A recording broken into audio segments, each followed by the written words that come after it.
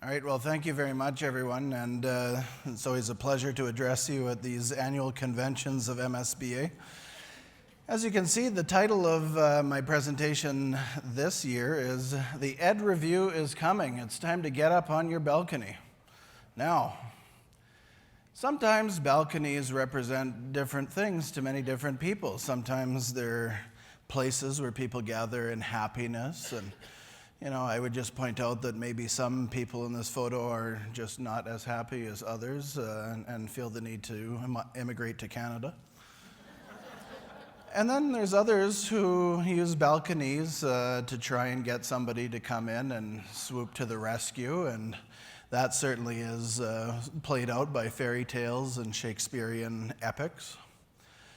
And then sometimes people rush up onto the balcony in order to try and prevent something happening that they really believe shouldn't happen. And of course, you know this scene because if you're a student of film, it's probably one of the most famous scenes of all movies from The Graduate, and there you have Dustin Hoffman who's banging on the glass trying to prevent his amour from being swept off her feet by somebody else.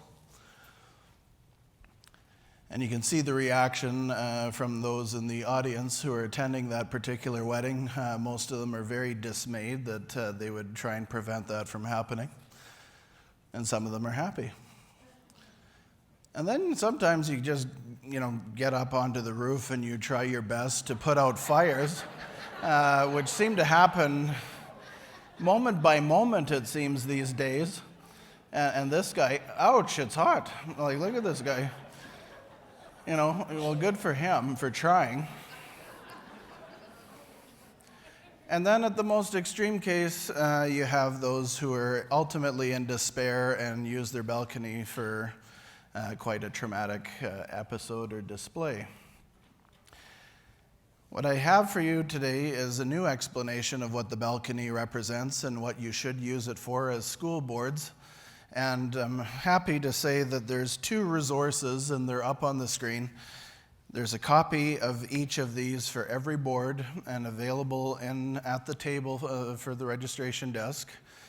And these two resources are very insightful when it comes to change management through the frame of what is called adaptive leadership.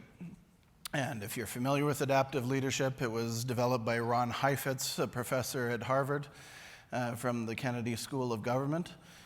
And these are his two seminal works on the concept. And to be honest, there's a lot of stuff that gets put out there, case studies and examples of leadership and how others have managed change.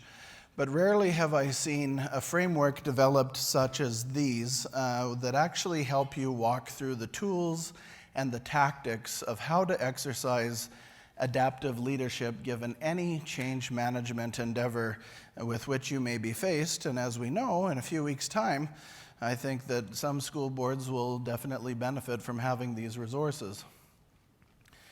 So let's start with a few basic concepts.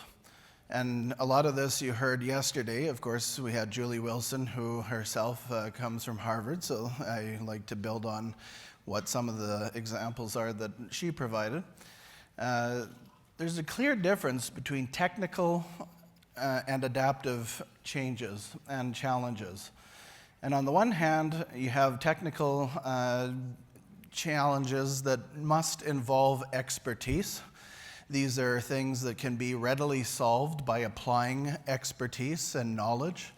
And then there's adaptive challenges that aren't so neatly defined because they speak to the ensemble of values, beliefs, morals, structures, maybe narratives that your board has developed over time or that may be shared.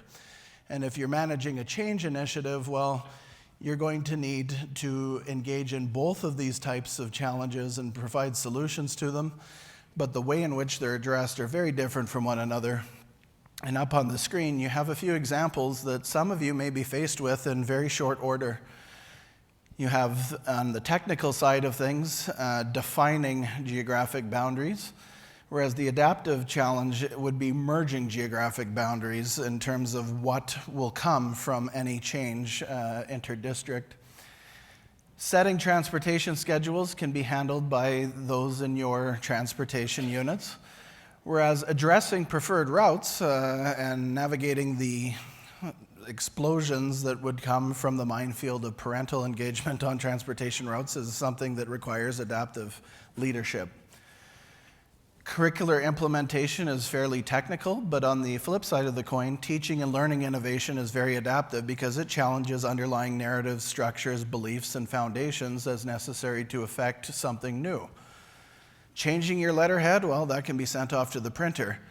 Naming the letterhead, as those of you know who have engaged in any type of naming exercises with your community and the consultations that follow from that, is an adaptive challenge because a lot of those names evoke the most powerful symbolic images for those involved. Following the Public Schools Act is very technical, but leading change through the provisions that are laid down under the Public Schools Act is something that's adaptive. Addressing duplication with the emergence of a new school division is something that requires expertise. Adaptive leadership would say that protecting equity and choice through that merge process is what would be adaptive leadership. And what Heifetz says on the matter is that it's a lot like human DNA and the process of evolution. In an adaptive challenge, you take the best from the past forward and you gradually shed what is no longer needed in order to come up with a new entity or a new organism. This quote, I think a lot of you will recognize. The time and energy spent would have been better directed towards meaningful education reform.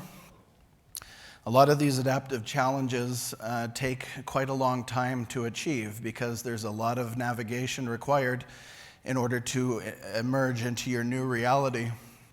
And quite frankly, if we've learned any lessons from the last 2 decades in this province, you know that as trustees and as school boards, you need to invest your time looking at meaningful education reform and not navigating all the values, beliefs, cultures, foundations, structures, and narratives that consumed a lot of the efforts that were present 20 years ago when the first round happened.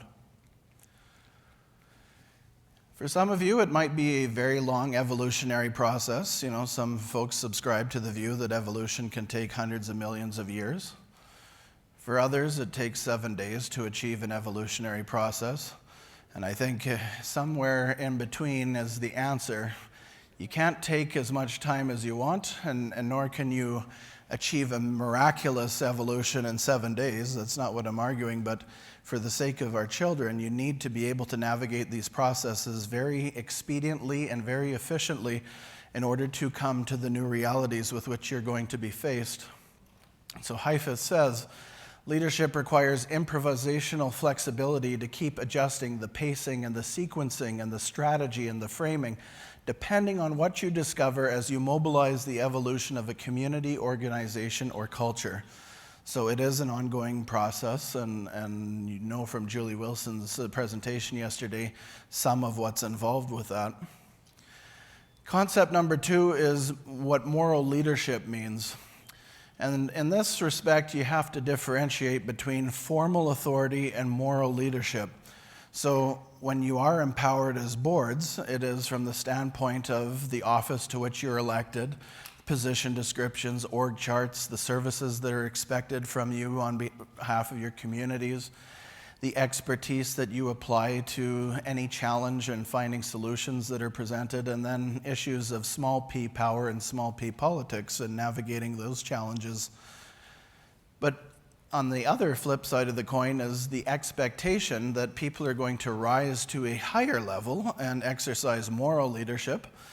And thankfully, as Heifetz says under the adaptive leadership framework, that leadership can be practiced by anyone and everyone, regardless of what their technical office or expertise is. It's not dependent on personality or charisma. There's some belief out there that you have to be a great leader, and sometimes that means you're born a great leader. That's not borne out by the evidence and the case studies of how adaptive leadership has been used in the past. And, you know, on the many different sides of things, moral leadership comes with its own skills and tools that you can exercise as well. And those are laid out in the books that are available for you at the back. Oftentimes, moral leaders will use a practical ethic. You may have read a lot of business reviews and other things where somebody says, if you do this, then you shall have this. Well, that's not necessarily the truth. You have to learn as you go, and you have to apply those learnings gradually with time in order to validate what it is you're actually encountering and experiencing as a board and together as an organization.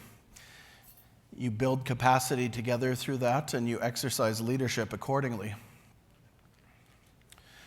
Now, in terms of examples of what I just described, the technical leader versus the moral leader, well, in the upper right-hand corner of the screen, you have an example of somebody who was a leader, but wasn't a moral leader by any stretch of the imagination. And then on the other flip side, you have all these other leaders here, and I think most of you will know who they are. The person in the lower right corner may not be as familiar, but it's Suu Kyi, the leader of Burma. And what's interesting here is if you study the leadership histories of these individuals, Gandhi, Martin Luther King, Mandela, and Suu Kyi, you know that those four were intensely wedded to promoting change through the practice of nonviolence. But if you look at individual contexts of where they practiced nonviolence, you know that they had to do things differently according to what the circumstances demanded. There was no menu of options that said, if you do A, you will get B, or thou shalt do this, or here's the 10 Commandments of change. Gandhi practiced nonviolence through self-abasement. Martin Luther King practiced violence by organizing marches and sit-ins. Mandela ultimately had to practice nonviolence, ironically enough, through violence. Violence targeted not at people, but at symbols, so blowing up transmission towers and other things became his modus operandi. But he made it very clear that it was always to be targeted at symbols of power that were oppressive to his people, and never at the people themselves that were the oppressors. And Suu Kyi was recognized with the Nobel Peace Prize for her nonviolent practice to promoting democracy in Burma, but then some years later became accused of genocide as she looked the other way with the slaughter of Muslim minorities in her community. All this to say that if somebody tells you, here are the set of tactics that are going to be used, or here's a principle like nonviolence that will be universally applied, it's not necessarily true. When you're navigating change, you will have to adapt the tactics and the techniques that you use as a board in order to meet the practices that will result in successful change. Leadership is not what you do to help a community meet a certain challenge or set of challenges. And that, again, is Heifetz. Concept 3, moral trade-offs. Well, I like this framework because it boils it down to two different concepts. You either choose on a minute-by-minute basis whether you're going to pursue the most good or whether you're going to protect rights. And sometimes you can achieve both of those in the same decision. Oftentimes you won't, because there are trade-offs that are required when you are faced with a challenge and you're trying to find a solution. So there's more on that in the books. I will not go exhaustively into those. I will trust that the books will help you to define what those are, and you'll learn. But here's an example. You know, these three guys are superheroes, and they're superheroes because they fight crime, they save lives, they prevent babies from being squashed in car accidents. But then, on the flip side of the coin, they lie to their families, they hide their schedules, they don't tell you the truth about what they do or who they really are. And so the question is, what type of moral trade-off did those three superheroes need to make at the time that they donned their capes and their masks in order to do what they did? So like the superheroes, you're going to have to make those decisions as boards and as trustees and as senior admin teams. Now, concept for moral interrogation. I like this one too because you're going to encounter this, and a lot was said on it yesterday, between compromising to find a solution to the problems that you're going to face together versus remaining intransigent. And here again, you'll read a lot of literature about different personalities, different individuals, those who dug their heels in, who refused to compromise and were proven right in the historical context. You know, those who refused to bow to outside pressures and followed through with their principles. And then there's also the flip school that says, hey, compromise your values and your beliefs in an effort to maintain peace and to try and maintain coherence as a board going forward. And there's really no set subscription or prescription as to how you can achieve these. It's up to you to navigate those two concepts with every decision and every incident that you're going to encounter. This will be posted online later, so you can read all those quotes yourself. Concept 5, moral foundations. Well, here's another framework for you to think about, because these are 5 concepts in and of themselves that are almost dichotomies. You either pursue care or you do harm. You pursue fairness or you're accused of cheating. If you get into these moral foundations, it's going to be very helpful for you because you're going to identify those situations where somebody's actions or somebody's words may irk you. You may find that you're getting your back up against a wall through the change process.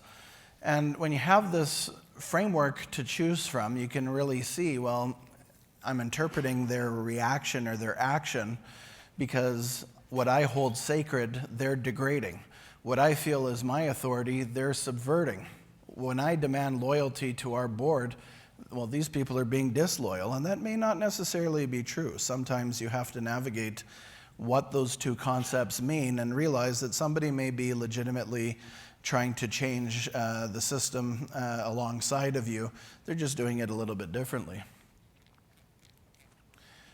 At the end of the day, it depends on what you want to see emerge at the end of your change process. On the left, you go from individual ingredients in separate bowls, and then in the middle, you might have an amalgam where carrots are still carrots and lentils are still lentils, but then you can also have change processes that result in a complete blending of all the ingredients to the point where you can't differentiate what's a lentil, what's a carrot, what's a bean. You basically end up with a stew. And there's, again, no set rules as to what is desirable in this circumstance either. Some people feel that an amalgam of all the ingredients so that you cannot tell which is desirable. Some people feel that differentiating the ingredients is a more desirable recipe. It's all up to you what you choose to pick. How you get there, well, Heifetz talks about diagnosing your challenge. Does the challenge that you face have a readily identifiable solution? Is it technical, requiring expertise? Is it adaptive, requiring team leadership? Is the solution going to take time, reflection, and personal and group investment? And again, if you answer the question, does this challenge or the solution that we need to come up with engage with our values, beliefs, symbols, structures, or narratives, you're going to arrive at the answer as to whether that challenge is a technical or an adaptive one. This is what I like the most. It involves giving the challenge back to others, because you cannot say, I am going to achieve this myself, or our group is going to achieve this ourselves. It really does come down to mobilizing your community, engaging with your stakeholders and your partners, and coming up with the definition of what your new reality is. And so you've often heard this, from the boardroom table to the classroom table. Well, I'm adding the change table in here because parents and your frontline staff and also your trustees and your senior admin have to come together in order to define what your new reality is going to look like. You have to go from your own personality to becoming a protagonist in a story that is being written each and every day, involving an entire cast of characters who are coming together to make that story stronger. Going from I and me to we, of course, as you know. Asking the question of what is our why, as we heard yesterday. And also asking some pretty important questions about what your core values are. What are your shared values? What's the right thing for us to do? And then, of course, the existential questions: who are we? Who or what do we care about, and why do we care about those things? And like a castle, you can't isolate yourself and put a moat around. You have to invite others in order to share in the experience of defining and building whatever that new reality might be. When you interrogate those values together, once you've mobilized your community, there's a lot of questions that can be asked. And I like Julie Wilson's reference to VUCA, because this is exactly what Heifetz bases his work on as well. You are going to encounter situations and contexts of volatility, uncertainty, complexity, and ambiguity. And how do you navigate through that? Well, there's some key questions that you can ask. What do we keep from our storied past? What do we need to leave behind in order for us to grow and change? And what do we take with us into the future? I think those are some pretty important questions. And here again is the bigger question: how do you put the work at the center? Because when you're navigating that complexity and ambiguity, you're going to encounter resistance to change. You're going to encounter those who say, let's not change at all. Let's dig our heels in. And here's the solution to going forward with that too. When you're trying to overcome divisions and conflicting interests, and you ask whether or not there's factions at play, different interest groups in any decision that you're making, you have to ask some questions. How do we bridge this divide? Well, the answer lies in this: you put the work at the center. And this is pretty interesting because, in a way, the consensus is that you should be involving everyone and listening to everyone and coming up with complete harmony. Really, what Harvard is teaching us is you go with the most people who are going to come on side, and eventually the others will follow. But you need to show them the way by identifying what your core work is and helping them to achieve buy-in into that larger vision of what it is your core mission is. And so what is it as boards you want to achieve? Is it sustainability? Is it providing for the future? And of course, every year I have pictures of my daughter Elise in the presentation. And so this is this year's, because unfortunately she won't be here. But I like to say when she's 83, it'll be the year 2100. And so really, that's an amazing concept to think about in terms of the educational opportunities that you as boards will be providing to those babies who are being born every second today. Because you will be providing them with the knowledge and skills that they will be taking forward into the next century of our existence as humans.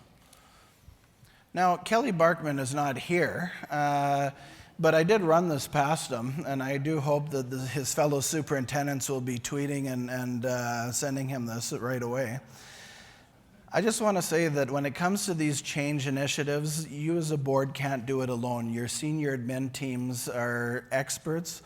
I'm happy to say that for the last 5 years, ever since I came on board, your superintendents have been studying these exact same concepts of ethical leadership, what it means to navigate change. And so I would caution you against hiring the Burgundies. This is what I like to call, you can choose a Barkman or you can choose a Burgundy. Because you can see Kelly's quote up at the top, and then you can see the Ron Burgundys who have their leather-bound books and their apartment smells of rich mahogany, and they bill themselves as change gurus, and then in the end, like any other management consultant, they steal your watch and then they tell you the time. I would really caution against that approach when it comes to change management. My concluding thoughts. When we go forward in the next 2 weeks and you read that report of the Kindergarten to Grade 12 Commission, you can get up on your balcony and you can decide whether or not you're going to use some of these symbols. You can either try and oppose the wedding that's inevitable. You can be like the grumpy Muppets from the Muppet Show that just criticize and are angry at every single thing that will happen. You can wait for somebody to come and rescue you, but that will avoid the ethic that's incumbent upon you as boards to navigate. And sometimes you can just be naively happy even though there's people standing right behind your shoulder who want to move to Canada. But what I would say is when you take time to get up on that balcony, you interrogate your values together as a team, you really work through the hard processes and questions of navigating your values, your beliefs, your new story. When you do all of that important groundwork, what awaits you on your balcony is something that is beautiful to look at because it's a new reality and it's unlimited.